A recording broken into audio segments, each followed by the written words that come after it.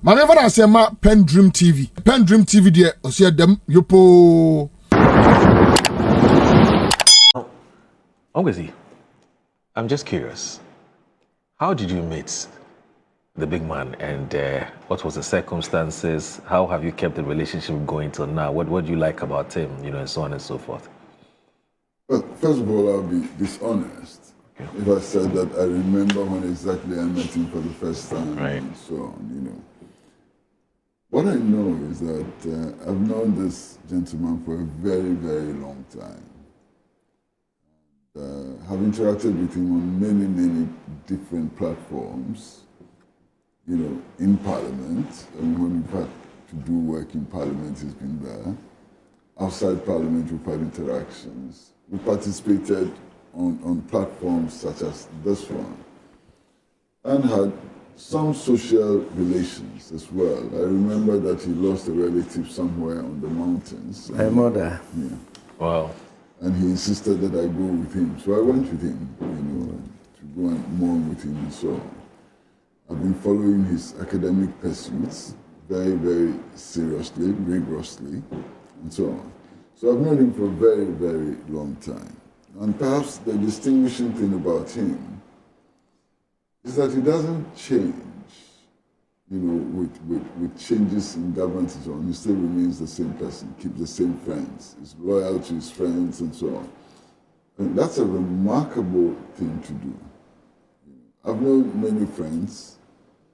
When NPP is in power, the attitude is different. When NDC is in power, the attitude is different. But for this friend of mine, he remains the same. And he's himself, and so on. So I think that's a remarkable thing. But for me, the most important thing is that in an era where there's so much focus on wrongdoing in public office, and I don't want to go into the details, it is most refreshing to find somebody who has left public office who is earning praise for the work that he has done. Over the last 11 months, it's been very difficult to hear praises for people who are in public office. And perhaps he's the only one that I'm hearing praises, for the work that he did, especially in the areas of accountability and prudence in the management of public resources. Right.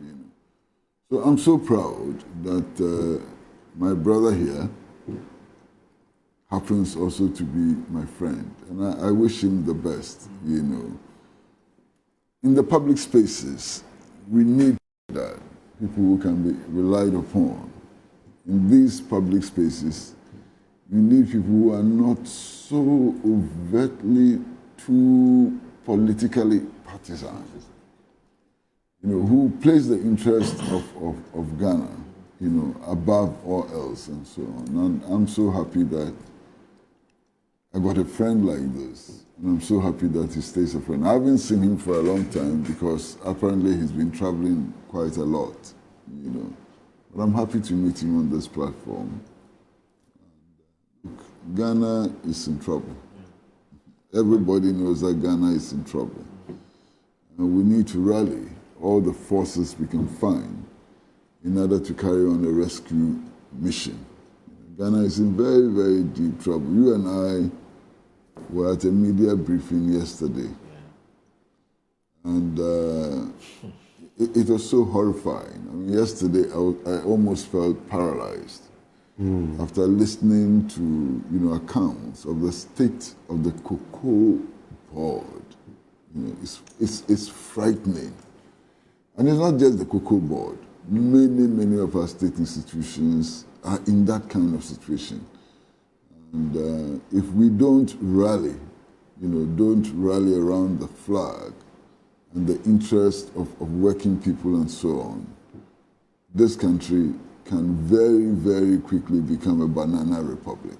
I'm so very deeply worried about the present and future of this country. And that is why you need to have some people who have membership of the National Democratic Congress or the New Patriotic Party or CPP or PNC and so on, who look beyond the narrow objective of capturing power for their entities, and can look at the national interest, whatever it is, however it's defined. Yes, I'm very worried. And I'm sure that perhaps you were also as worried as I was yesterday after listening to the briefing on the state of the Cocoa Board. It's frightening. And yesterday, something that clicked. When Randy was appointed as Chief Executive of the Cocoa Board, he told me, and I said, Randy, what are you going to do there? You are making a significant contribution as a media personnel and so on. Why are you going there? What is the motivation and so on? Yesterday, I felt right. Vindicated. Yes, I felt right. Yes. Just poor boy. Poor boy. Why this burden? Of course, somebody must carry the burden. Somebody must work for Ghana and so on. But the mess is huge. It's so huge. Especially the part where, we are told that the total liabilities of Cocoa Board are much bigger than its total assets. Yeah. It's a bankrupt company, But you need people like Kokofu and others, to rally around in order to engage and to see if we can find solutions to these hydra-headed problems that confront us. So, my brother, congratulations. Thank you. Let's see. Listening to Randy yesterday, you're absolutely spot on. It was very depressing. So depressing. Very, very depressing. And the question I asked myself, why do we do this? Why are we doing this to our own, our own country? What do we want? It's very difficult to sometimes understand why and how people do certain things, and again, as if you knew it, but whilst you and I and Kwekubaku were seated, I was recalling what the first thing you said when you came on the show after Randy's appointment, and you said, look, you pity Randy. Those were the use you said, I pity Randy. But at the time, I didn't have that in-depth knowledge of how bad the situation was. Fortunately, you did. And so you knew exactly what you're saying. But after listening to him yesterday, I was like, wow. Somebody else would have resigned and said, look, deal with it. Whatever the state ought to do. But you see, he said here something yesterday. He said, look, some very, very, very hard and tough decisions would have to be taken about the Cocoa Board situation. Moral, basic.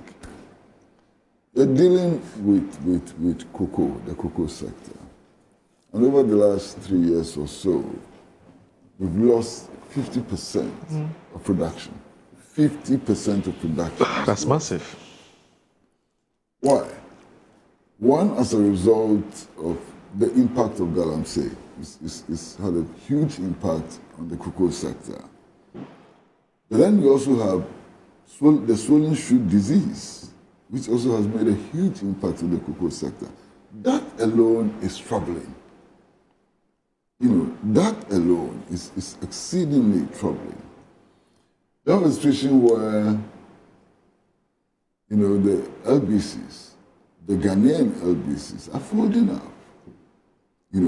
So the license buying companies are becoming predominantly foreign. That's a huge problem that we have to grapple with. And then you have a situation where the resources available to the board, are not enough just to pay salaries. They are not enough just to pay. If you finish paying salaries, there's nothing left. You have a hole. Yeah.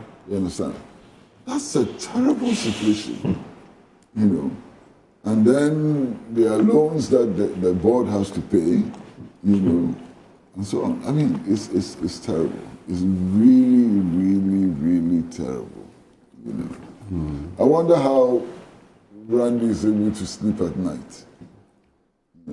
How is he going to be able to sleep burdened with this problem? Yesterday, one of the things which also struck me, and he himself has said it before, was how recklessly, the board carried out imports. of cocoa sacks, Yeah. for example. Just so reckless to the maximum, you know.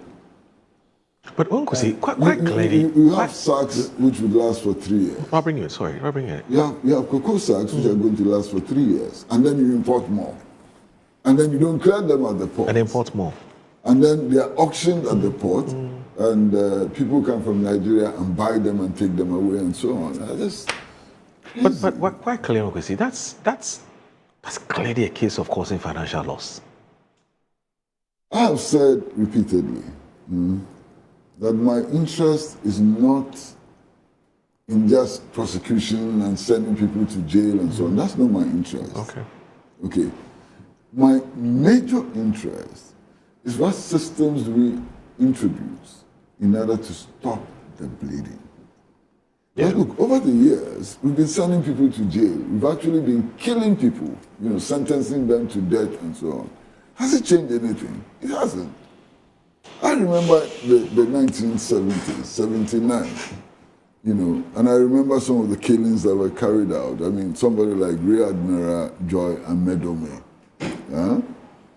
Why did we kill him? We tied him to the stakes and shot him.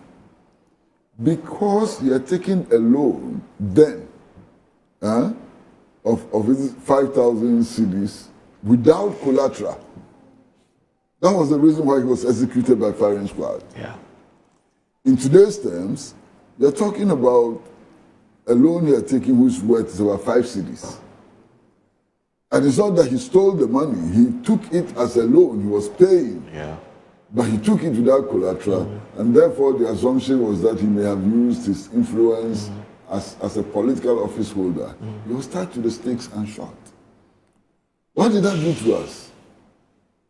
What did that do to us? Why did we kill Achampo? Why did we kill Achampo?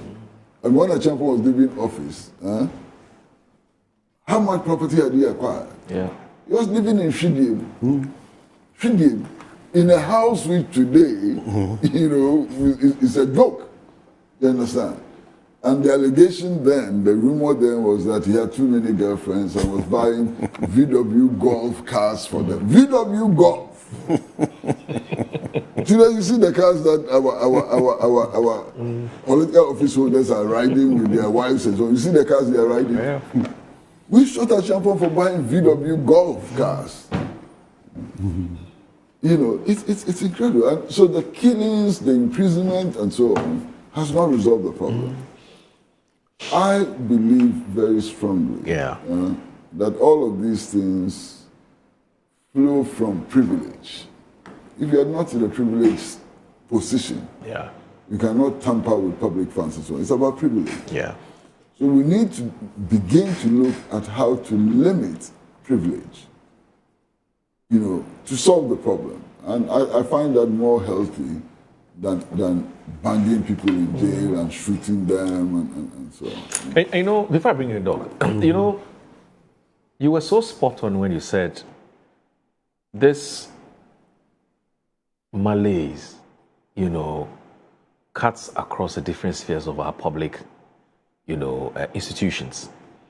So, before attending the Cocoa Board media briefing, I was also at Exim Bank, which is now under Sylvester Mensah, the former NHI boss. And it's a similar story. His biggest headache is giving people money. People didn't use the money for the intended purposes. And those who have used it for the intended purposes can't pay back. We're talking billions of cedis. And how to collect the money is his biggest headache. There have been a few cases like that where people actually went to the banks with what they call bankable projects, whatever that means, And the bank gives them millions of cedis. In some cases, they even had foreign exchange. They had dollars and so on. Okay. And the money did not go into the project at all. There have been a few cases like that. Well, not a few, quite some cases like that. And then they did not repay the loans. So the banks lost the money. The purpose for which the loans were given were not realized. In some of the cases, it was in the agricultural sector, so the food production did not take place. Resources for food production were used to buy luxury cars and so on, you know. Oh. Just a huge mess, complete mess. You know, complete mess. And Let me. that is why sometimes, no, quite honestly, I worry, you know, hearing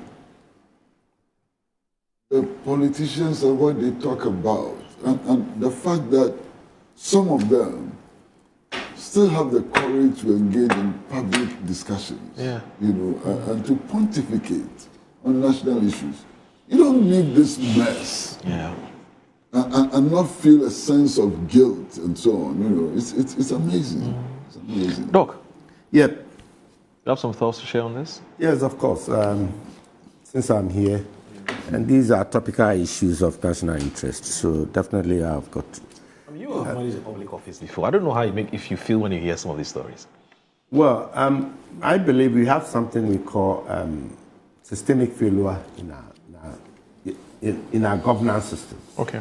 Altogether. What we are hearing, anyway, I wasn't privy to the meeting you guys went, Right. but I'm taking something out of that. I don't know if 2017, when New Patriotic Party took office under Nana Addo Kokofu, some of these things were brought out to the fore and for the public to know.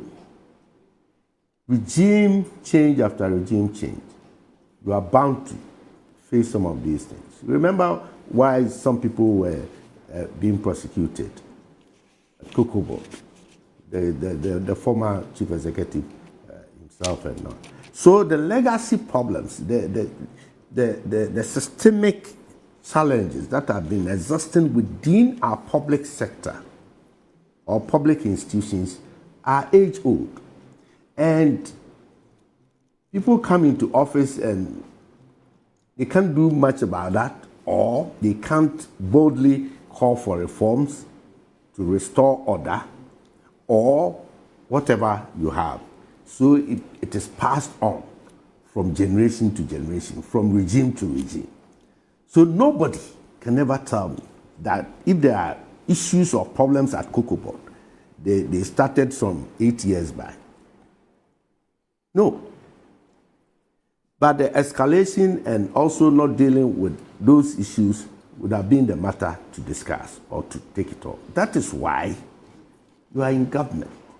You are not in electioneering period. You are not on campaign trails. The lamentations are becoming too many. You can do it. The president thinks you can do it. That's why you've been put there.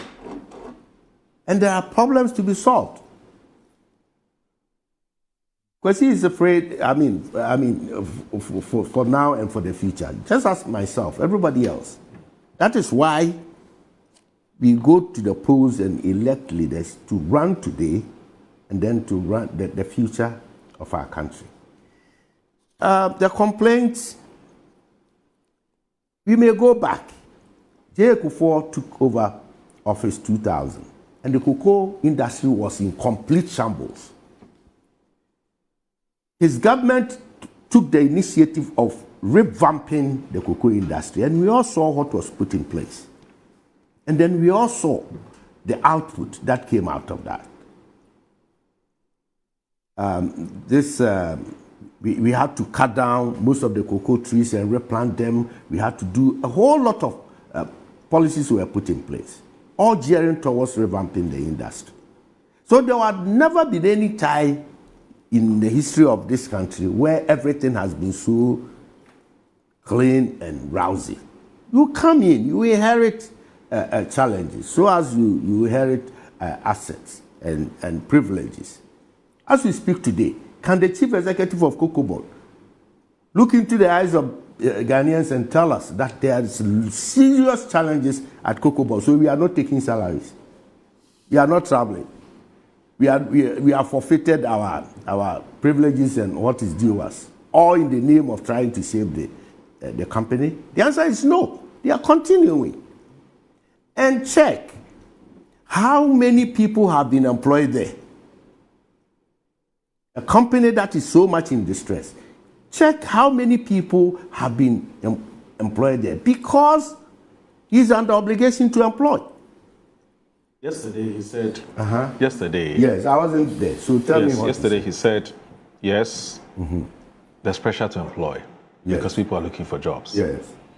But he's refused. He says he won't employ anybody. Yes, refused. Yeah, he says he won't. In fact, I think it's important to make the facts available to because of the precarious nature of the financial situation of the company.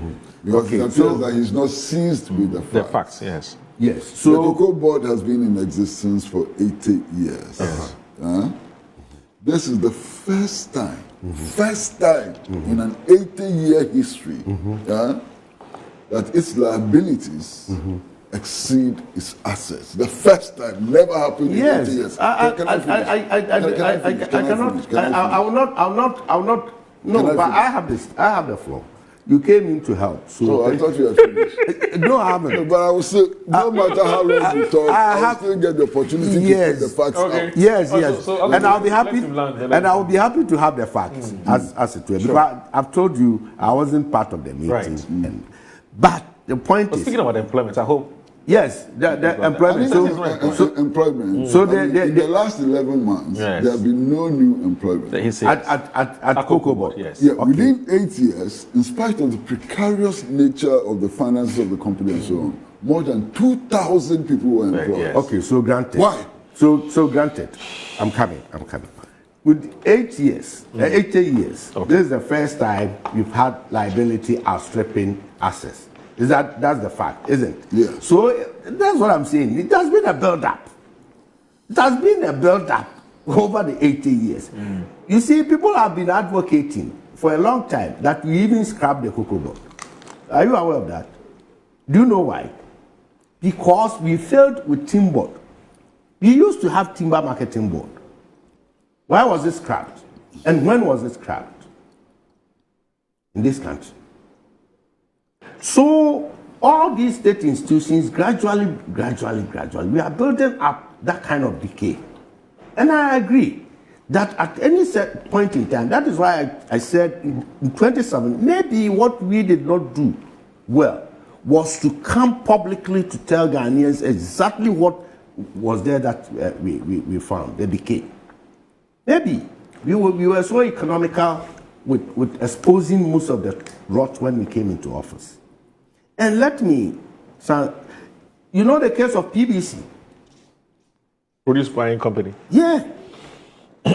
Was in dire straits before 2017. 2016, 2015, there was serious problems. Even when I was in Parliament those times, Cocoa Board was finding it very difficult to raise this syndicated loan to do the purchasing. There is work to be done.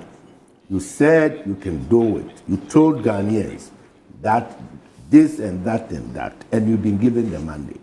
Please get to work. If the kitchen is too hot, just tell the president, please, I cannot continue. And that would be the most ideal thing to do. But the lamentations are 1 2 minutes. That's a fair statement to make. Well, it may seem, but to me, that is the point. Because you see, you are put there not because the place is so rousy for you to go and enjoy the Clȧshes. You are put there because there are perceived and real challenges there. So you bring your expertise on board. Bring whatever you have, your managerial skills, to come and solve most of the problems. We will be happy as the people of Ghana. When you come and tell us, I went there, I saw -2, 3, and 4. Now I've worked so hard, down, instead of -2, we are getting to 0, moving towards +1. Then we'll be clapping for you. Then we know that you are working. But that's exactly what is happening now. No. There are many things which are moving from completely negative indicators. No. Kwesi, can I give you the facts? Kwesi, no, I don't need the facts now. You don't need the facts?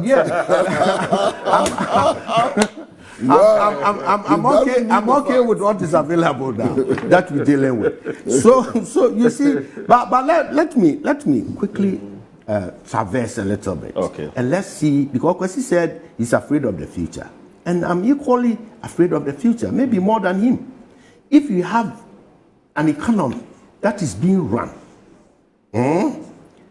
with the currency overstrengthened, not based on export earnings or based on any particular economic policy that is stimulating the growth and the strength of your currency, then you have a problem.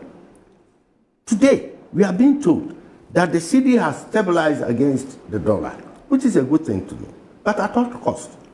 The president and the Bank of Ghana is bold enough to tell we Ghanaians that $10 billion of our money have been pumped in what they call intervention to stabilize the cedi.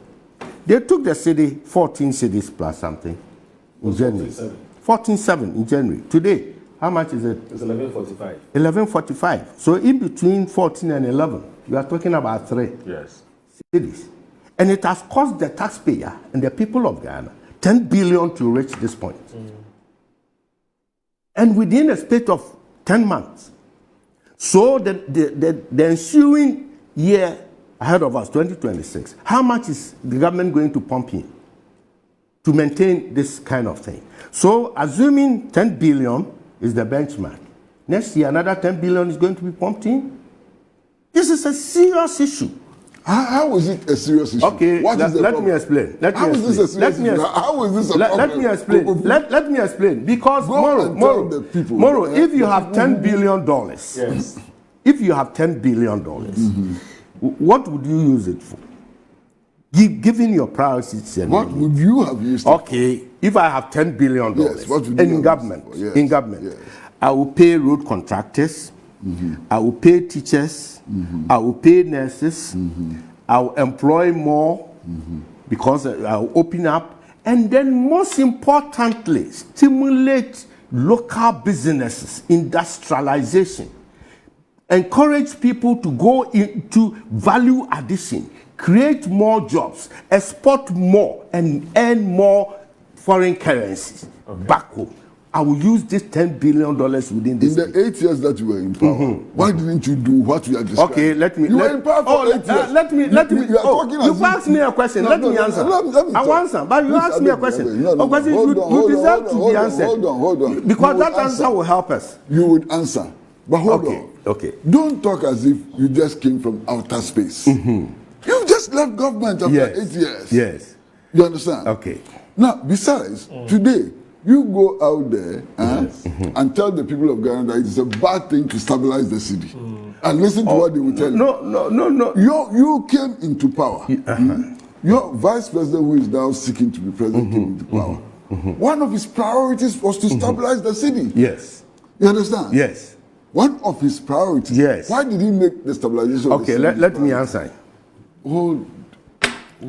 Because you kept on asking questions. So the questions demand answers. No, they were rhetorical questions. Rhetorical. They were not meant No, for but you. even if they demand answers, You would have to wait for you to land. let And me then finish you and can then give the answers. you can answer them. Yes. You Oh, understand? yes, on that score I agree with you. Yes. Let me finish and then you can answer them. So you go and tell those who are doing import, those who are in the import trade, that it's a very bad idea that the city has been stabilized. Yes. You understand? Go and tell those who depend on remittances that it's a very bad idea that the city has been stabilized and so on. What is this? Not just that. Massa, you're talking specifically about the Cocoa Board. A number of measures has been put in place in order to reverse the current situation. And one of those measures which has been put in place is the suspension of cocoa roads. I think it's a brilliant idea. It's something which would help us, to take hold of the resources available to Cocoa Board and to redirect them, for whatever. That has been done. There has been a freeze on employment over the last 11 months, So the payroll is being managed much better than it was managed before. Indeed, within the last 11 months, the importation of jute sacks, which became just a waste, has also stopped. And so there are all kinds of positive measures, which have been put in place as far as Cocoa Board is concerned. Now, you're talking about the management of the national economy. Look, I'm one to admit that there have been no fundamental structural changes in the state of the economy. But when it comes to managing the microeconomics and so on, why? Who is going to deny that now the inflation is in the single digit? Apart from the stability of the national currency, inflation is in the single digit. You understand? The national debt has fallen, and so on. These are all clear indications. These are not things that we have to argue about, Okay. Good talk. Fine, beautiful. I'm happy it's been situated well that the intervention by Bank of Ghana, one, importation, and two, remittances, as he just said. This is serious. Fundamental economics will tell you that your import receipts, when they are so high, as against your export, you are in that style.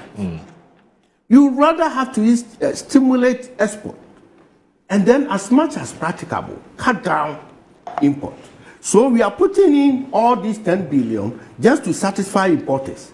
And let me give you one thing that you may know. Let me share with you. Immediately this government came into office, they organized a meeting between GUTA, the 24-hour economy secretariat, headed by the venerable Guzitano. Yeah. They had a meeting with GUTA, and he himself was there. Lawyer Oye Lita was there. Oye. Which one is that? Which of the Oyes? Is it Okay. Even Nano Oye? Nano Oye. Bampo. Okay. Yes, because I didn't want to use the missus. Yes. Senior counsel. She was there. Okay. And you know what the government was telling GUTA? Government was virtually begging GUTA to step down their importation and rather go into industrialization, production, so that it can be the anchor of the 24-hour economy, because the 24-hour economy must necessarily hinge on value addition, where production is the focus. That was what the government engaged GUTA. They said, no, we are import-oriented. And the promise you people gave us is that when you come into office, you make sure the dollar CD rate is down and stabilized. You make sure import taxes at the port are low for us to blossom. That ended the meeting. So the government had no option than to draw from its nose to ensure that that promise is done. Now, inflation is low. Yes, of course. Why not? Because money supply in the system is being controlled rigidly by Bank of Ghana. Now, people purchasing power is so dwindled, and they are not buying. Contractors are not being paid. The ordinary poor teacher who has worked for 11 months had to be paid only 1 month's salary. The nurse who has been recruited into the system and worked for almost 12 months now has been paid only 1 month's salary.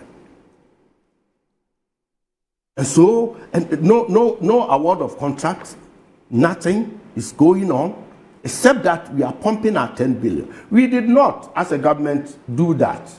There was that form of intervention, I must agree. We did not go on this blast that much because the financial space was so rigid at that time. That is one. Two, we knew it wasn't sustainable. You cannot sustain it. So rather, we were trying to get this one district, one factory in place so that people can go into manufacturing and then create the needed value chain employment programming. That basically agribusiness was to be promoted. This program had challenges, which I agree. It couldn't reach the crescendo or where we wanted to. So I would have loved that a new government coming in would have studied the situation and then right the wrongs within this remit. So instead of pumping dollars to shore up the city, manufacturers and people who are ready to go into value addition, particularly the agribusiness, where we have greater advantage as a country, would have been given that kind of. So Dr. Bawumia, that time, said to resolve that problem, all that will be needed, and the next NPP government will make sure that at least every year, 30 billion cedis of to be public expenditure will be saved. That 30 billion will go to the private sector to build them up into production so we can do export and earn more. That was the pragmatic issue. Now, again, this 10 billion, do you know where it's coming from? It is coming from the gold production. Yes. And we are being told that almost 60% of the total production of gold is coming from the small-scale sector. And the dichotomy between small-scale mining and illegal mining is almost melted. So we are getting this money out of likely illegal mining sector. But Doc, this matter has come up time and again, and the counter argument has always been that, look, let's even assume. I mean, we don't have any concrete data to back but I have. argument. It's my area. No, I've done the research. My PhD research is on that. Yes. So okay. So I'm saying that in the absence of showing me that data, that's the empirical evidence that you say you have. The president himself, the lands minister, the minister is in charge of communications. They've all argued that, look, even if we were to assume that the source of the gold that Gold Board is buying, assuming is even illegal, aren't we better off today than in the past when we didn't even know who were buying that illegal gold? Do you understand what I'm saying? So that illegal, so-unquote, gold that we're buying, part of it we're using that to intermediate, not even intervene as you keep saying, to intermediate. And the communications minister again has had cause to explain that this whole thing about intermediation thing has not been properly understood because the Bank of Ghana gives cash, to the commercial banks, who then will give it to persons who need it for importation, to import their goods or their items. It's not for free. Okay. Now, the availability of the forex is what has dealt with the volatility as far as the forex exchange and things are concerned. Now, central bank has enough forex to give it to these commercial banks, who then give it to ordinary people who want to import, products from outside. And so there's no mad rush for forex, but the forex is there because economics 101. Once there's high demand for something and you cannot find it, the prices goes up. If it's available, the prices are moderate. So it isn't as if the government is taking 10 billion and putting it out and getting nothing back. What is the government getting? What is the government getting back? Oftentimes is created. What is the government getting back? We are putting the money out. I'm coming.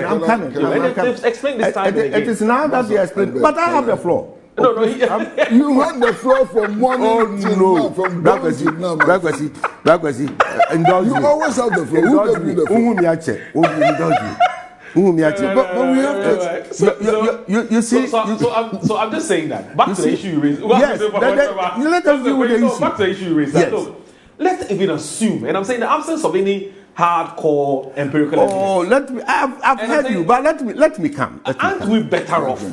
Better off? No, I'm saying, aren't we better off? Better off? Making money. Better off? Come to the state. You see, when you go on that tangent, when you go on that tangent, we must then establish that as a country, we are institutionalizing illegal mining. No, because we are better off with the proceeds. I mean that per your argument. No. Oh God of mercy. That's per your argument. That would be an unfair conclusion. Oh no. I'm basing on your argument. We are better off. We are better off because otherwise these monies would have gone into. Some persons we don't even know who they are. But now it is coming to the state. Yes. So it's better. Yes. If those monies were going to the private people, would this still not be illegal? I don't know about it being it's illegal goods. So yes, it's illegal. So illegally, it will be going to the private people. So now we want to say that illegally, it should come to government. Yes. For us to be better off. Okay, now. Now, so if you get this money at the very expense of the health of the people, very expense of our environment, the ecology, our water bodies, these are serious infractions that the monies that you get cannot reverse the trend. But illegal mining started way before even the setting up of gold board. Yes, of course. I agree. You know, way before. But at the time, we're getting nothing apart from the water bodies being destroyed. Yes. So now we are getting. Yes. Because we're institutionalizing the illegality. Well, not necessarily. Oh, God of mercy. Not necessarily. And so, in fact, gold board itself has said time and again. And so, once it has evidence that the gold it bought came from an illegal source, they reject it. Oh, they said it time and again. Oh, so how many gold they've rejected? Well, I don't know about rejecting. So now, do you have illegal gold mining in the system? Do you agree? No, there is illegal. Where are the golds? We don't know. We don't know. We don't know. So then, still, it's being smuggled. So then, still, the monies are going to the private sector. Is it the case? Please, we must be honest with ourselves. Okay. We must be fair in this. Right, let me bring up and the monies you are getting from this gold, the best way you think you can utilize it is not to pay the contractors, not to pay nurses, not to pay and then show up this high electricity cost, the water cost. It is not for you, it's not a priority for you to build more hospitals or to continue with projects that have been started, but rather push it towards importation. And I'm saying that the more you push importation, the more you encourage importation, you are fundamentally destroying your economy. Why wouldn't the same amount of money, whether credit or whatever, given to the manufacturers or private sector to run with? Please. Okay. So, Kwesi, yes, I agree with you. The future is bleak because I cannot see the sustainability in this. Okay. How do you sustain pumping $10 billion of your reserve every day and then every year? Okay. And mind you, gold is a non-renewable natural resource, and it can get extinct. It can get finished.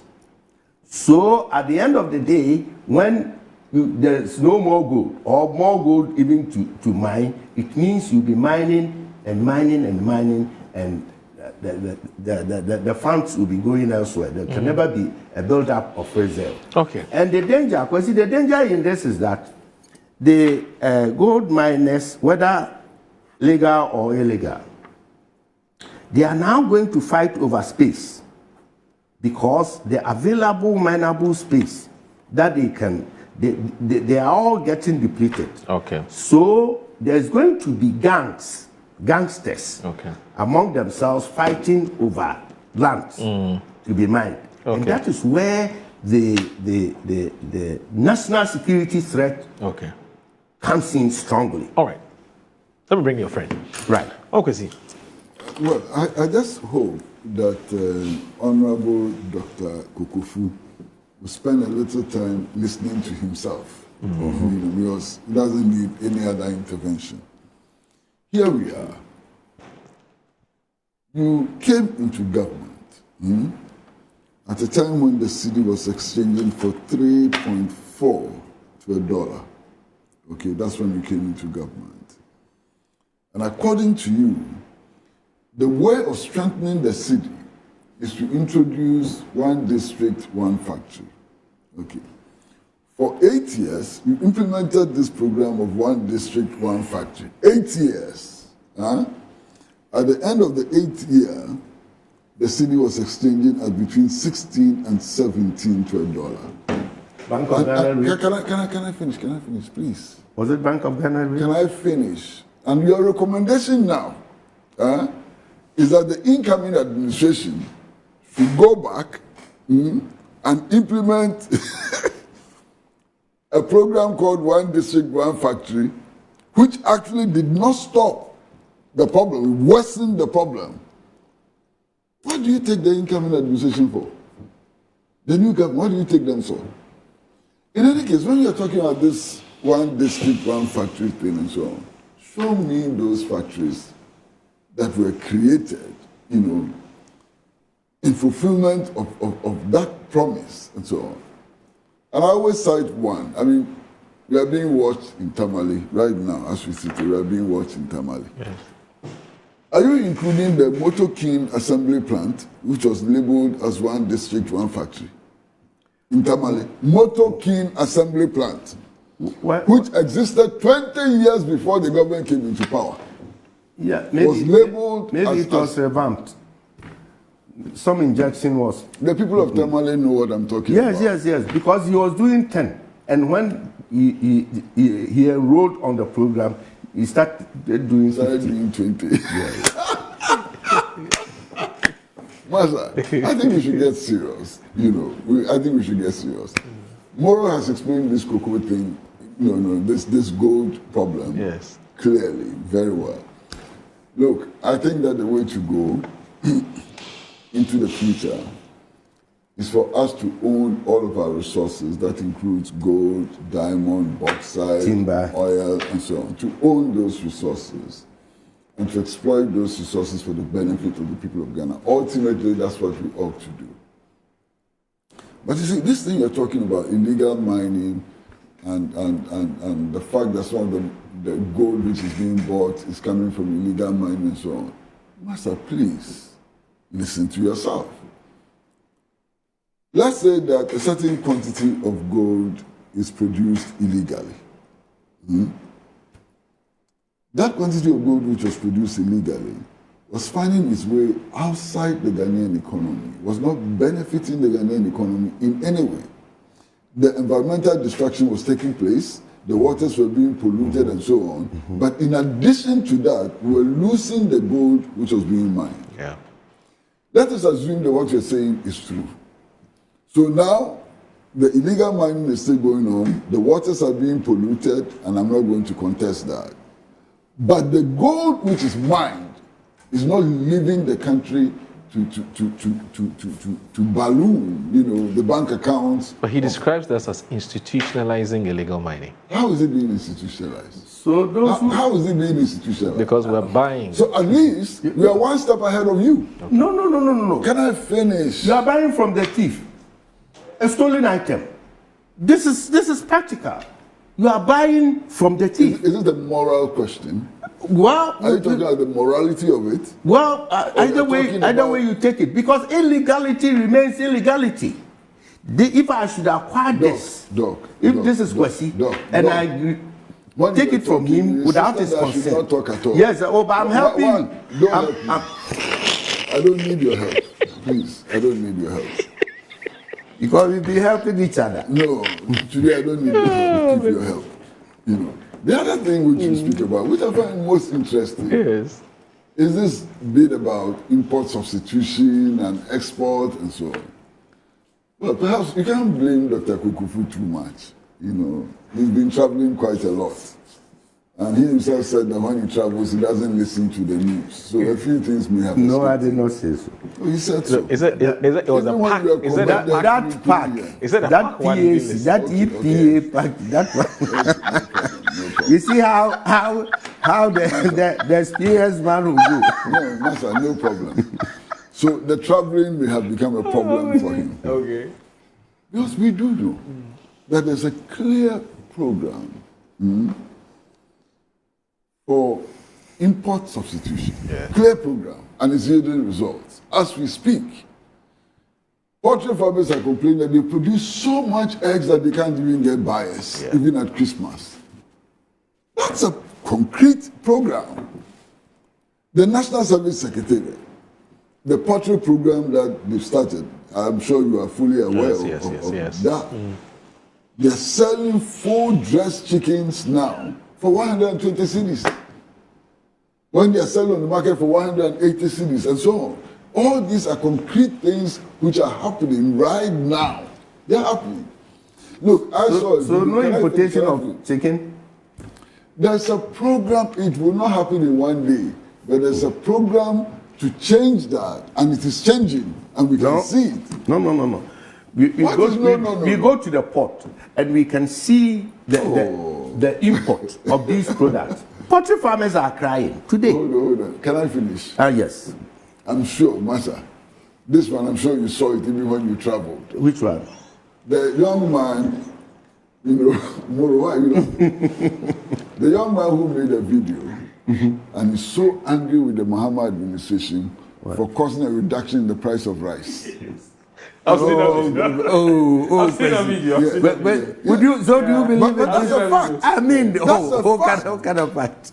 No. You are denying that one. No. But people can put nowadays. People can put video and do all manner of things. No, I'm not talking about the video. You yourself, you eat rice, don't you eat rice? Very much so. Ghana Has rice. the price gone down or it hasn't? Ghana rice. What I'm buying is the same price. Yeah. Yes, I don't patronize. What shop are you buying from? Maybe you're buying from a special shop. No, I have a supplier. The guy. Then your supplier is cheating you. The guy. Oh, why?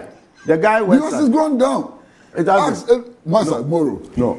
Why? The rice you buy hasn't it gone No, down? of course. I'm sure the prices have come down. They've come down. You are the only person who is still buying expensive rice. No, expensive as in what? Whoever supplies you rice is a cheat. Stop buying rice from the person. Because the rice I buy, it's come down. What kind of rice do you buy? Do you buy Ghana rice? Massa. Maybe you are buying the imported rice. I patronize the made So in you are Ghana agreeing rice. that the cost of imported rice has come down? Because they are getting cheaper dollar and they are killing the local industry. Because you are not getting it. Those who are producing rice locally, they can't compete with them. Doc. Because they have cheap dollar being pumped into the system. Doc. So he gets the dollar cheap, goes out there, bring in this rice, and Moro, who has taken money from Exim Bank to produce rice, is unable to compete with them on the market. Okay. That is what we're talking about. Doc, you have a problem. I have, because I'm afraid of the today and of future, just as you're afraid of. Can I explain? The nation, the nation is... Can I explain the problem? You see, you work so hard. You've earned about 6 master's degrees. You have a PhD and so on. You're a big man in society. No, the impact of it. I'm coming here. It's what is necessary. So it But may, you've just been commended Hold on. by PAC. Master. That's impact. Yes. So it may very well be that the people you buy from, they look at all these your credentials, impressing the things they sell to you. You see, that's the problem with this you have. So That's your problem. They are selling rice to you as a PhD holder, as a person with 6 master's degrees, as a very prominent person in society and so on. And they think that you have the resources to pay for expensive rice. That's why you are suffering like that. Because everybody in order to get a cheaper rice, I have got to strip myself of all those titles. How can you justify that a shop sells rice, say for your supplier is a very bad person. It's not. So how is he? How is he? You're saying a shop sells rice for 50 cedis. Yeah. But anytime I go, But when they see him, the man has a PhD. He has 7 master's degrees. He was boss of a government. Then the professors. Then the professors. This man, he can't buy rice at 50 cedis. He has to buy rice then the professors. So you are the only one who is buying rice at 100 cedis when everybody is buying it at 50 cedis. You are also not getting me. Have you looked at the local industry? Have you looked at the local industry? So all the local industry have been announced and have been implemented. You are not aware of them. You are not aware at all. At all. Hey. At all. Because you see, Kokofu, I like that bit. When the CEO engaged, the media, the senior, the yesterday meeting. But was he able to tell you that the cocoa farmer is not happy? And for that, most of them are even giving their cocoa farms to these galamseyers. They are selling them. Do you know why? Because cocoa used to be sold at 475 cedis when Akufo-Addo was in government. Then his government increased to 3,100. Then NDC in opposition said the government was so insensitive to the plight of the average cocoa farmer, and that the cocoa can fetch them not at least 6,000. So when they have the opportunity to come into office, they're going to do that. They came into office, they fulfilled most of the promises they made by scrapping. Doc, do me this favor. Doc, do me this favor. Yeah. We risk spending about 3 hours talking about cocoa board. That's the risk that is before us. Oh, this will be the last no, because you see, once you go on that tangent, then we'll be forced to face with counterfacts. No. Nobody. Kwesi understands me. So that's what I'm saying. That's what I'm saying. Pacho. Good evening, Pacho. We have. The demand in 6,000. Oh no. You see, the cocoa board. Any 100. The cocoa board matter. Only 120. So the cocoa farmer feels so much cheated. Right. So much. I mean, it's a deceit. You told me that you can give me not less than 6,000. Yes. And you come into office and I'm still getting 3,220. But in all of this, so let's end that one. In all of this, and you know I'm a cocoa farmer. Yes, I know. You know that one. In all of this. So in addition to your PhD and 6 masters, you are still a cocoa farmer. Why are you so greedy? You want everything. Okay. You want everything. What is wrong with you? So no comment. Let's not. One man. You have a doctorate degree. You have 6 masters degree. Yes. Cocoa farming title too. You've taken that one to why? No. You alone. But he's going to add one more. And you want to add General Secretary of the New Patriotic Party. Yes.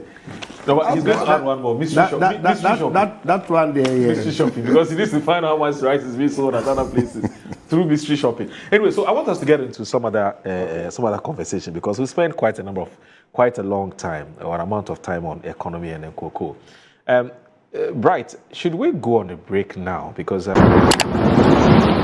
with that kind of thinking, and so let's see what happens. I wouldn't want to pick ahead of my party. I will speak the party's mind. Okay. When we conclude on the review of our own. So, how true is it that a joint committee has been set up, as I've been told, to look into the report of the Constitutional Review Committee submitted to President Mahama? The committee is expected to do a thorough review of the report, and that will inform the MPP's position on all the proposals. It is led by 2 legal luminaries, Honorable Anyimedu, Ranking Member, Constitutional and Legal Affairs Committee of Parliament, and Frank Davis, Esquire, Chairman, Constitutional and Legal Committee, MPP. Other members of the committee are Honorable Hassan Tampoli, Honorable Obi Amwa, Nana Che Bafwewa, who's the Mesia MP, and then there's Honorable Kojo Ponkroma, there's Gary Nemaku, there's Martin Eje Mensa Kosa, and there's Honorable Dr. Mahama Tia Abdul Kabiru, and there's Honorable Fatah Bakar, and Hanifa Ajua Yahya. And this has been put out by Awal Mohammed, who's one of your party's communicators. He used to communicate for the YEA, and that's why I'm reading it, because I know he goes on platforms to speak. Yeah, I have no doubt. You're aware of this. I have no doubt. Okay. And, it's a formidable team, and that is what put out there. And we expect them to do the usual thing of scrutinizing and reviewing, so we can take a decision, a firm decision, that will be in the interest of the country, for the people of Ghana. So it won't be a case of you're rejecting the work. It will be a case of aspects that you agree, aspects that you disagree. I believe, is that what you're looking forward to? Or you're going to reject the work in its entirety? Well, you're asking me a question. No, I don't know what the terms of reference. No, I'm not asking him to be a soothsayer. No, what are they supposed to do? No, always, what are they supposed to do? Review. They review the thing. Yes. At the end of the review, they may reject the whole work. Okay. At the end of the review, they may accept aspects and reject aspects. That's fine. It all depends on what they do. And that's why I said we will do what will be in the best interest of the country and the people of Ghana. We have nothing more than the good interest of the people at heart. Okay. That is what we will do. All right. Ogozi, exciting times? Not so exciting. I have a worry. Why? And the worry is actually at the end of the process. Okay. I'm hoping that at the end of the process, we will not be asked to go and vote in a referendum. Yes, say whether we should vote yes or no. Because that will not answer anything. there may be about 20, 25, 40 amendments. I may agree with 5 of them and may reject the rest. If you ask me to vote yes and no, what does yes mean and what does no mean? No, but because let me help a little bit here. There are certain provisions that are entrenched. Yes. Those ones calls for referendum. I know. Yes. So if there are about 25 and say 3 calls for referendum, it is the 3 that will. Even if it's true, what would a yes or no vote mean? But I believe, Uncle C, before that understand? happened, the NCC would be very active. Yeah, but if you ask, if there are 5 proposals and you ask me to go and vote yes or no, what would it really mean in practice? Because I may agree with 4 and reject 1. Am I voting yes or I'm voting No, it will be on each and every one of them. Fantastic. So whatever happens at the end must enable the people to express their views clearly, issue by issue. Yeah. And we should avoid a yes or no vote. That's what I'm saying. No, there can be a yes or no on, say, voting for MMDCs. If it is an entrenched position, which I know, let us go and do yes or no. Don't vote or vote. Yes or no. Yes or no. If you say yes, it means we are only for that issue. Yes, only for that issue. Only for that Okay, issue. Yes. so what you're advocating is let's do issue-based voting. Yes, Exactly. Rather that than is putting, exactly. lumping everything No, together. There's a vote yes that or can be no. confusing. No, that's what Because is wrong. people may end up voting yes or no. When Because they in don't understand what they're voting 1992, to approve the whole constitution, Yes, we voted yes or no. Yes. No, that is And it that's a doesn't make different. sense. Yes. That's a different. No, No, I that get is a different ball game altogether. Yes. You see, the putting up of the entire constitution may require that kind of yes or no. That is it. But when it comes to amendment, it is an item by item, and like we all know, most of the items does not require referendum. They are not entrenched provisions. Yeah. So rightly, which one they identified and requires that referendum, it will be dealt with on its own. I hope so. That's what That's what it should be. Let's approach it That's what it issue should by be. issue. Right. But I agree with That's him all. that the citizenry must have a say. Yeah. They must have a say. Okay. And the say that they must have is the voting Okay. at that time. That's fine. Okay. So the voting and how we vote is important in this matter. For me, the second issue is that from what we are hearing, I'm just wondering, what is it that these proposals are going to cure? All the proposals we have heard, what are they going to cure? Yeah. And sometimes it does appear that the reasoning is problematic. You understand? You have a constitutional review committee which says that, look, the president has too much powers. Let's cut down on the powers of the president. Some public service appointments and so on should not be made by the president, And then at the same time, it says, well, the president doesn't have enough time. There's a problem. You understand? You either want a strong, powerful presidency or you don't. Okay? Now, if you think that the president has too much powers and that those powers need to be curtailed and so on, how then do you extend his term? That's a good point. It's confusing for me, really confusing for me. My other problem simply is that the law, and the Constitution basically is the law and so on, it's about the definition of property relations. Okay?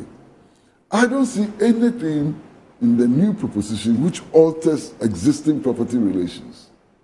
You understand? It doesn't alter existing property relations, So in substance, this constitution is not new. These proposals don't give us a new constitution. Because it's the same reasoning, the same ethos and so on, which underlines the proposals that they have put forward. Then there's the question of ownership of national resources. It's become a major issue. It's been debated and so on. I don't see anything in the new proposals which emphasizes the ownership of our natural resources by the people and the exploitation of these resources for the benefit of our people. There's nothing which is clear-cut, which addresses that question. And then again, all of us, now there's no disagreement that Africa needs to move towards bigger aggregation, the unity of Africa and so on. Even the right wing now ourselves, that African unity is important for moving forward. There's no reference to the efforts to unite Africa. The building of a continental union government and so on is absent from these proposals. So I don't think that there have been any fundamental review of the Constitution, nothing fundamental, cosmetics and so on. That's what I see. Now, I'm also very worried about this whole thinking that we should weaken our presidency, weaken the president, and that thinking appears to find expression all over the place. This Constitutional Review Committee, who are the members? Who elected them? As the president. President, people he liked. He put them together, Constitutional Review Committee and so on.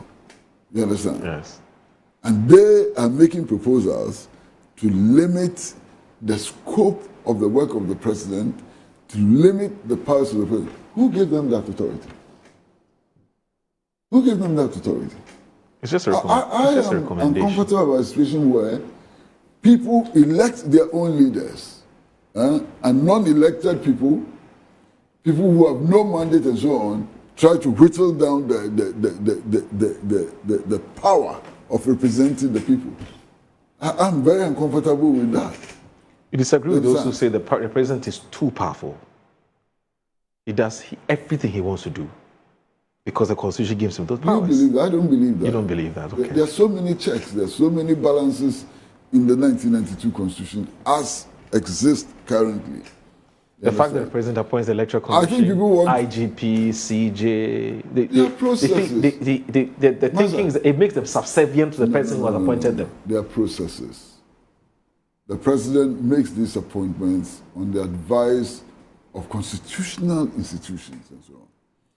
If the people who populate these constitutional institutions decide to do their work well and not to pander to the whims and caprices of presidents and so on, the president will not have his own way. But we've been struggling to get the institutions to be as independent as we want, at least perceptually. That's how some people see it. Moro, let me say that no constitution in the world enforces itself. Right. There's no constitution which enforces itself. Constitutions are enforced by human institutions. Right. And if we cannot deal with the question of the quality of those human institutions, their fidelity to principle and so on, no matter what constitution you enact, it will be useless. Yeah. No constitution has enforced itself before. Fair point. It's about the people. It's about the institutions, which are supposed to enforce the constitution and so on. So if we argue that, yes, the president has to consult institutions, but we cannot be sure about the caliber of the people who populate these institutions, their fidelity to principle and so on, then let's forget it. Because any constitution you enact ultimately will be enforced by these human institutions. Yeah. You understand what I'm saying? I get it. So I get it. Hey, Moro, quick one. I think Uncle Kwesi has succeeded in confusing almost everybody. Oh, maybe I'm coming. Maybe the committee members may have to come again. You see, it was not clear. Right. I mean, from my own point of view. Do you want a new constitution altogether? I mean, is it because you see, you are introducing very interesting scenarios. For instance, the Pan-Africanism, and we being a star in there, we do not have it in this constitution. So if you are reviewing this constitution, it may be difficult to try to import it. But if we are to have a new constitution altogether, then it's another different matter. Then we can, because the amendment, as he said, he does not see what really there is to cure. Before you call for a review, you should know which areas do we think are problematic and need to be remedied. People have said that at the local governance level, The people should elect their own leaders at that level. Failure to do that, as in the status quo, they are not accountable to the people. They will tell you the president, that them better now, so I'm not. But if they are to be elected by the people, just as the assembly members, then they will set up and know that they will be going to the people to work. And again, the infraction. But are MPs accountable to their people? I'm coming. The infraction between MPs and DCEs, because DCEs are not elected, they, at the district level, they have their way how to subvert or to undermine MPs. Quick to answer your question, MPs being accountable to the people, yes. They lose power all the time. Yes, they are accountable to the people. They go to the people to seek their mandate. Yes, I know, but I'm saying accountability and saying, do they do exactly what the constituents want them to do, even though they have been voted, even though they've been voted for? Every day, we hear constituents complain about how their MPs are nowhere to be found. If the constituencies don't believe in the MP is doing what they want him to do, they have the option to vote him out or her out. But in the case of the MMDCs, yes, they don't have that. Yeah. So that is the anomaly that you seek to cure. But because you want to know more and more. For instance, what are we doing about institutions? I mean, state institutions, and then people's attitude, your attitude. How do we, the nationalism that has escaped us, how do we get the constitution to prop up people's attention and people, and the enforcement? You need institutions to enforce all these laws. Now, people are crying over overpacking the judiciary. People are crying over parliament being rubber stamping. People are crying executive incursion into these areas through appointment and all that. So it must be clear which areas do we seek to amend. And if they are so substantial and they are so much critical, then we call for a new constitution. That would be another option. I remember very well when we were dealing with EPA law, Environmental Protection Act 490 of 1994. We were to do amendment. We got to a point when we got to Parliament Select Committee, it came to fore that the whole thing is mutilated. So then the suggestion from Honorable Damboche to my minister then, Dr. Kokofu, but Minister, you and your CEO, from all the account that you've been given, don't you think it would be proper for you to get a new act altogether? And that's how come we went for Environmental Protection Authority, the Act 1124. So, yes, my party, New Patriotic Party, has a team, as we've said already on. So for the party's point of view, at the appropriate time, you'll bring it to fore. But Kwesi's admonition this morning is one of a confusing state. Whether we as a nation, we don't know what we want, or we are sitting there for few people to tell us what we want, so far as the Constitution is concerned. Because he also talked about the fact that Ghanaians don't have any appetite for a third term. He says Ghanaians don't have any appetite for a third term. Who said that? Professor Kwesi Prempeh. Well, I think that it would have been a mistake if anybody had pushed for a third term for President Mahama. You know, I think that it would have destroyed President Mahama completely. And I've said this publicly many times. Right, true. You know. But listen, I just want to draw attention to the fact that the 1960 Constitution had provisions in there which said that Ghana was ready to sacrifice its sovereignty in the greater interest of continental unity. It was in the 1960 Constitution, you know. I mean, since we've taken it out of our Constitution, I think that perhaps it is time to bring it back, because there's no disagreement today. But Uncle Kwesi, did you have the privilege to meet the committee? Did you put up proposals? No, I didn't. I'd actually done some work with the... Then that is where the problem is. Can I finish?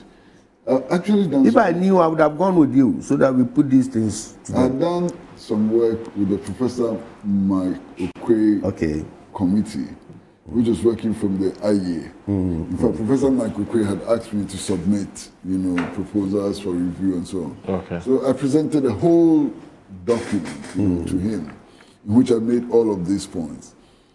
And I was hoping that any constitutional review committee would take into account the work that Professor Michael Kwesi had done. Okay, at IEA. Because he has spoken to trade unions, he's spoken to civil society, I'm privy to that. all kinds of groups, and was really building, a certain momentum and so on. In fact, I think it would be interesting to find out whether they actually took that into consideration. Yes, I was wondering why he, as a person, was not asked to get involved in this review, because he had done a lot of work. Yeah. He had done a lot of work. And again, I'm even surprised that the team didn't speak to you and Mr. Kokofu. Because I'm listening to you now, fantastic ideas that could have found expression in the document if perhaps they had engaged you and Mr. Kokofu. I mean, we all know your contributions to the. They couldn't have spoken to all the 35 million people of Ghana. Well, that is true. Yeah, but some person. Yes. Some of you stand tall. There's no doubt. They couldn't have spoken to 35 million Ghanaians. No, Kwesi, speaking to you wouldn't amount to speaking to 30 to me. But some very interesting proposals, Very, very interesting. I've never picked your thoughts on this whole talk about, an issue on Pratt, Kwesi raised earlier about his strong opposition to any attempt to even encourage or to persuade or to encourage the president, Mahama, to have a rethink about not going for a third term. There's all kinds of, I'm sure, what it be. I've never really picked your thoughts on this. I mean, what do you? Well, because there are people who have a different opinion on articles. Is it 66.2? Or is it 66.2? The one that talks about the tenure of the president, or is 85? Article 85. I need to check that. Yeah. I don't know. I mean, as a lawyer, I don't know what your thoughts or your opinion on that is. Is the Constitution clear that you cannot go beyond 2 terms, even if you lost? Even you went 1 term, you lost, and you came back. Whether that erases the first term or the first term still stays. Some lawyers who are expressing I think we are mixing 2 different things. Okay. The Constitution is clear that president can go for 2 terms. Okay. That is clear. Okay. What we are asking, maybe another thing, that if there had been a break, you went 1 term, and then like in the case of John Mahama. Yeah, for me, a term is a term. Okay. 1 term here, first term here, then another term here. And you yourself, you admit that, in my first term in office, I did A, B, C, D. It is, something. When I was in office, my first term in office, I did A, B, C, D. So giving me the opportunity, I will be able to. Or I made mistakes during my first term in office. I've come to the books and I've learned my lessons. So give me another chance, I'll do. So you admit and you accept that you've done a first term, and what you are coming to do is a second term. So for me, there shouldn't be any ambiguity here. It's 2 terms, 2 terms. And back to what Kwesi said, that you would have been surprised if anybody had championed for a third term. Likewise me. I mean, for what? And somebody said politicians, if you give them whatever time, they will continue that they do not have time. But all said and done, my party will look at it critically. And what is good for the nation, we will come up with that. Going forward, there's also I know you would come up with something more comprehensive, as an official response to what the MPP thinks of what the work, what the MPP thinks of the Professor H. Kwesi committee's work. But now the proposal is that at 30 years, you should be able to contest, to become president. That's the proposal. That's the proposal. What's the status quo? Now 40, it's 40, right? 40. It's 40. So it has to be lowered down. Yeah, lowered by 10 years. Now here's the thing. Yesterday during the conversation, one of our guests made a very interesting proposal, and he said, "Look, whether 30 or 40, can't we have a situation where if somebody becomes president, whether for 1 term or 2 terms. Now, after a term, if the Ghanaians are yearning for the person to return, the constitution should allow you, even though you've done 2 terms in the past, and you are not old, and you are still, you're still, you basically qualify, you meet the threshold as specified in the constitution. So suppose J. Kokofu is 50 years now. You should go and call J. Kokofu to come in. Somebody made that. That was I thought that was interesting. Yeah, I don't think so. Yes. Article 66 of the Constitution, term of 66. office of Okay. the president. Right. It's very clear. Yes. Says a person elected as president shall, subject to clause 3 of this article, hold office for a term of 4 years, beginning from the date on which he is sworn in as president. 2. A person shall not be elected to hold office as president of Ghana for more than 2 terms. It's clear. Very clear. And then it continues. You understand? So So there's no ambiguity. No ambiguity. No ambiguity at all. It's very clear. 2 terms and then finish. Finished. You understand? Okay. Whether But you see- break or honeymoon. You see, there are problems. There are many problems. How can we as a people, 35 million people, come to the conclusion that there's only one person who can lead us out of 35 million? That's the problem. In fact, that's an insult to the whole population. Why, Kwesi? 35 million. You have only one person amongst 35 million who can lead you. But during President Nkrumah's time, you were, how many were we? Whether 5 million or 3 million. We still had one person to lead us. Yeah, and he was the president of the republic. At every time, you can have only one president. Yes, so I don't see where... But this argument which says that forever and ever, there's only one person who's qualified to be president is problematic. No, I don't get your Well, point. but at some point, Well, you won't get my obviously, point. but at some point, there will always be one person One person, that's who qualifies out of the 35 million to lead Yes, us. For At a some period. point. Under Yes, this for a period. constitution, Yes, for a period of 8 years. yes, maximum. You can choose only one president. Yes. But to make the general proposition Yes. Yes. that for as long as that person is alive, Yes. he's the only person capable of leading. No, that's problematic. At that particular point in time, you see, what Kwesi is talking about is where people make themselves life presidents. They put themselves in office in perpetuity. But that's what he's kicking against. No, but who is doing that?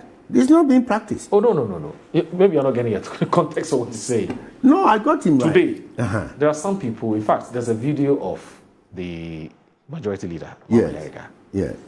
who is saying that Ghanaians are yearning for John Mahama to continue, to do another term. Yeah. And that power belongs to the people. Yes. So what the people want is what you do for them. And that let's wait and see how things will pan out. That's his opinion. Now, And he's a obviously- lawyer. And so he, no, whatever.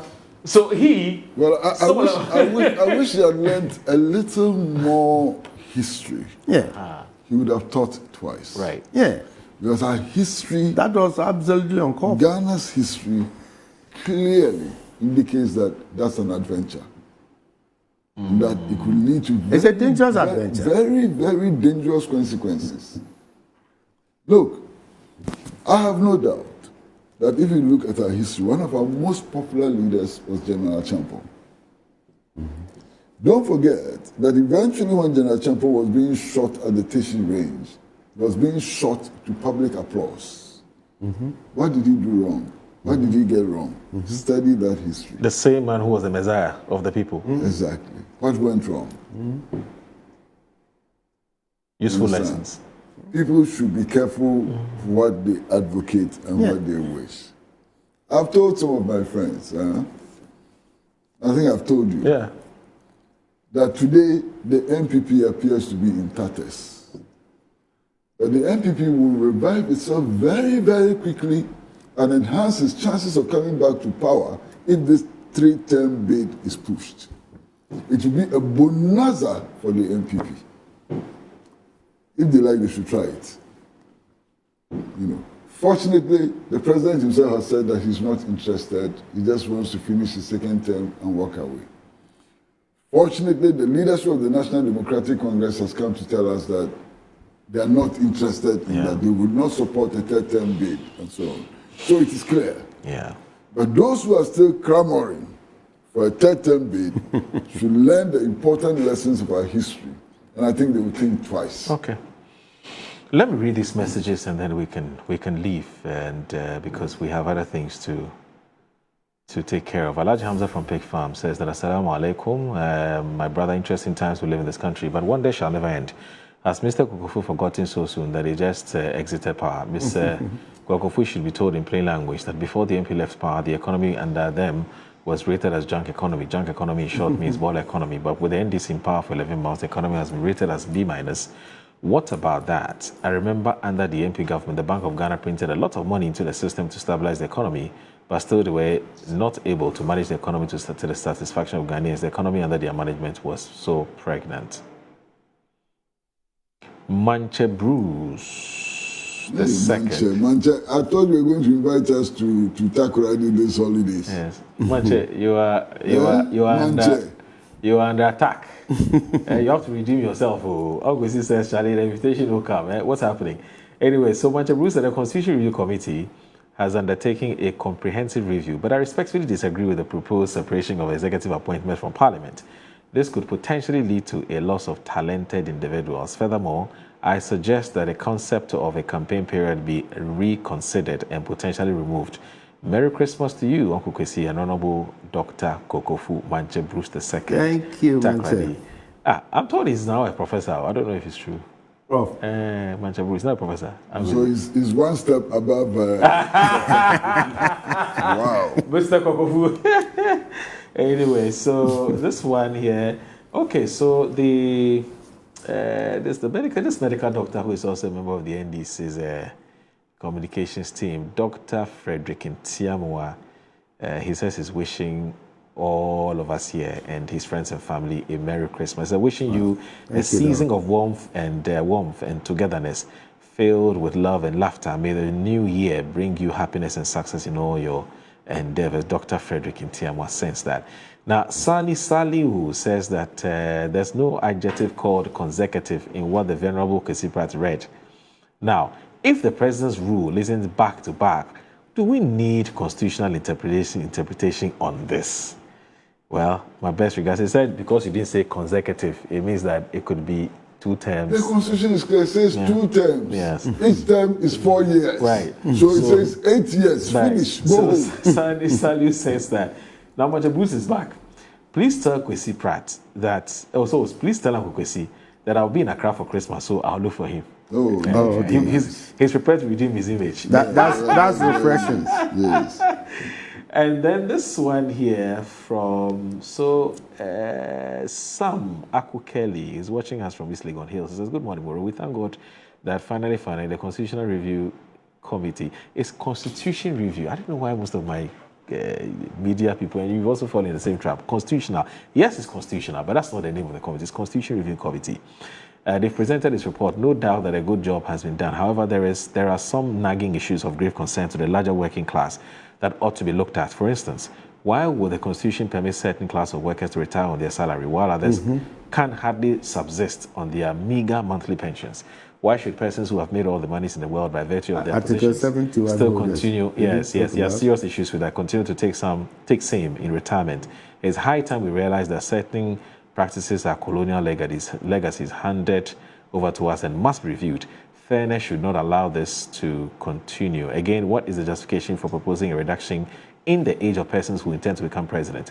What's not broken needs no fixing. We definitely need more interrogation on many of our issues as a country. Tafa in Amrahia says that Taudu, don't allow Honorable Kokofu to mislead people. No taxpayers' money has been lost. The Bank of Ghana sells dollars to commercial banks. It doesn't mean they make losses. Okay, what I've said is time without number, so it isn't as though I've just been sitting there. Now, Abdul Kudu says that the Constitution Review is a complete waste of time and money. Oh, let's hasten solely with a review and on that massive scale. With a myriad of our problems, a Constitution Review is a priority. A case of penny wise, pound foolish for me.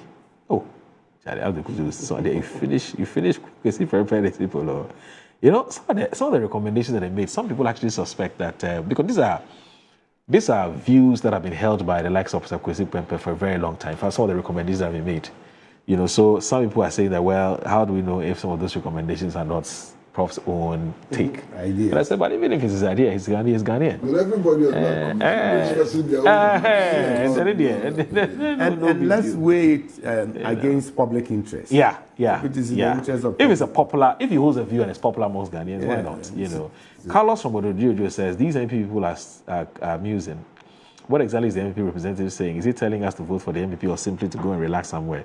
All the ideas he's now putting forward, where were those ideas? Why weren't they implemented when they were in government just a few months ago? So why hasn't he implemented them? What they do best is something embezzle public funds. That's what they have done to this country. Carlos from Odojojo sends that message. And,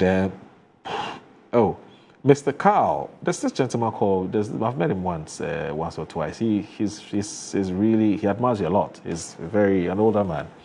It's called Carl Guri. He says that he wants a copy of the Randy's presentation. We're not giving copies, but I can get it for you. Okay, Mr. Carl Guri. He's such a fantastic man. I think you should meet him. Yes. The other day he took your number and said he was going to get in touch. I don't know whether he has. So this one here, Oula Mangote says hello to everybody.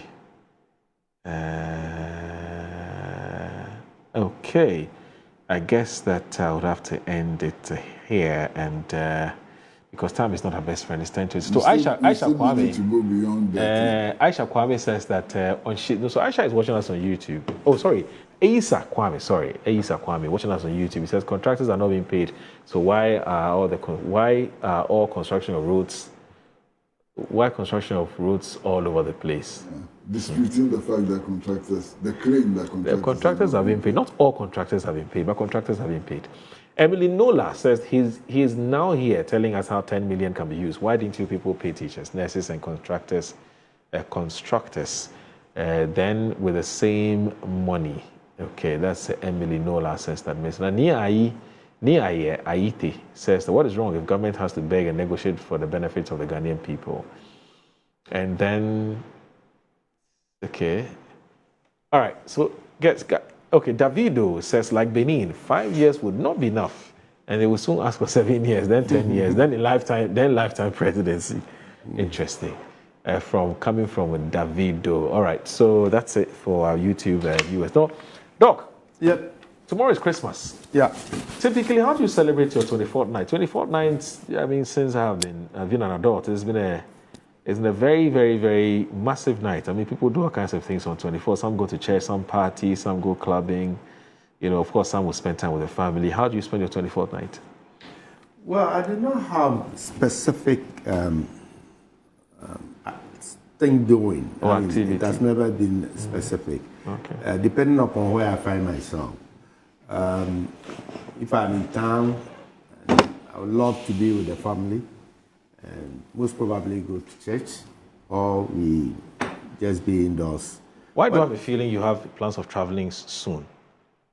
You're traveling soon? No. Oh, okay.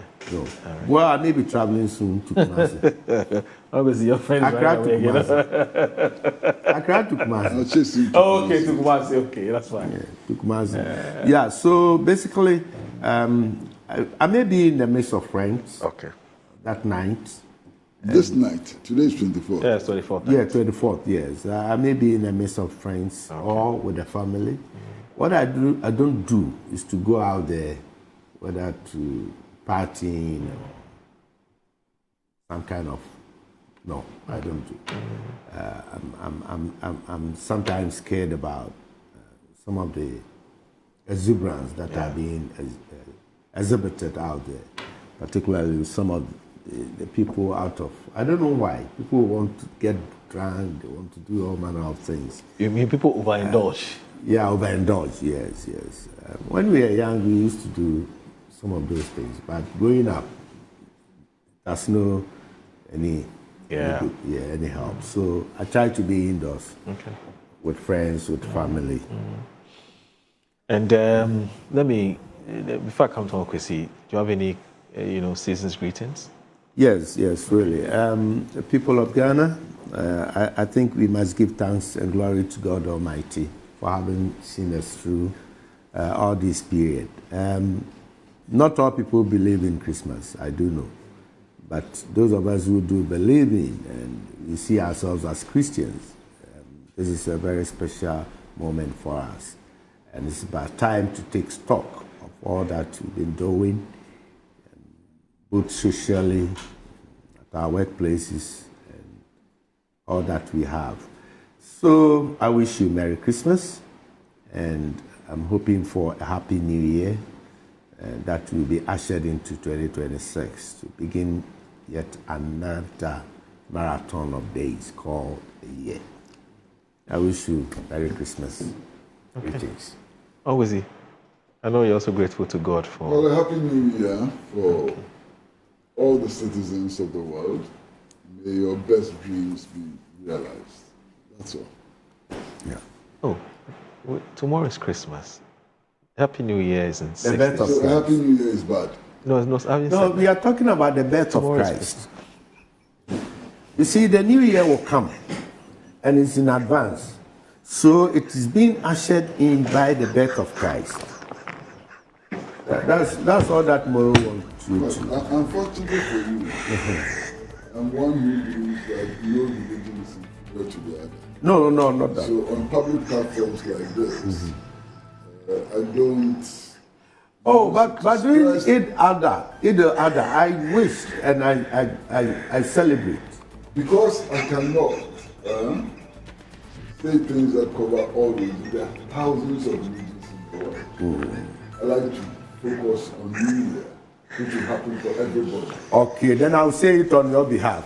The birth of Christ. Since when did you become my spokesman? But you are my good friend. You just told everybody that we are best of friends. So you can impose religion. I'm electing myself to represent you.